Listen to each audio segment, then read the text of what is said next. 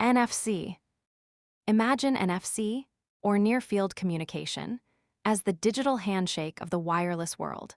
While Wi-Fi and Bluetooth are designed to cover an entire room or a building, NFC is intentionally built to be extremely short-range, usually requiring the devices to be within 4 centimeters, or about 1.5 inches, of each other.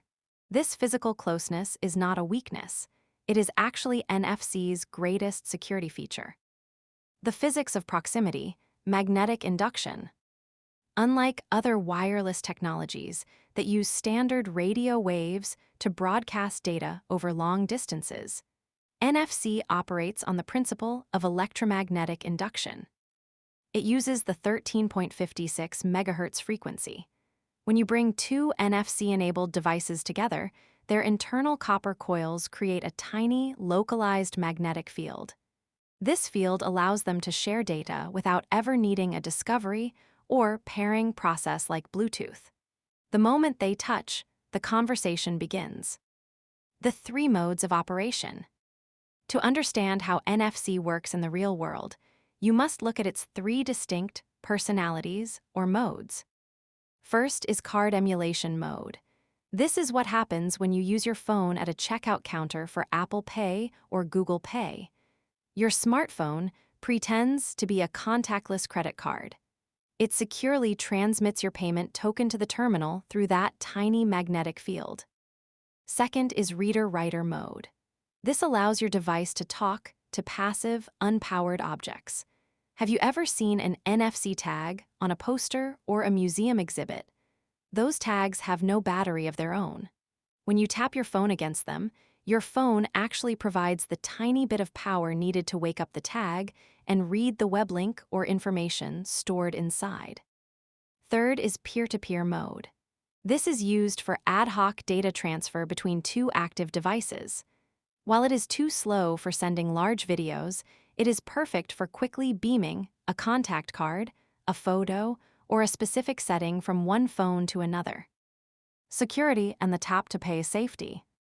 From a cybersecurity perspective, NFC is fascinating because its primary defense is distance. Because the signal only travels a few centimeters, it is incredibly difficult for a hacker to sniff the data from across the room. They would have to be standing practically on top of you to capture the signal. Furthermore, NFC payment systems use tokenization. When you tap your phone to pay for a spicy pizza, your actual credit card number is never transmitted. Instead, a one-time use token is sent. Even if a hacker managed to steal that token using a high-powered antenna, they couldn't use it again to make a second purchase. The difference: NFC versus RFID. It is a common mistake to confuse NFC with its older cousin, RFID, or radio frequency identification.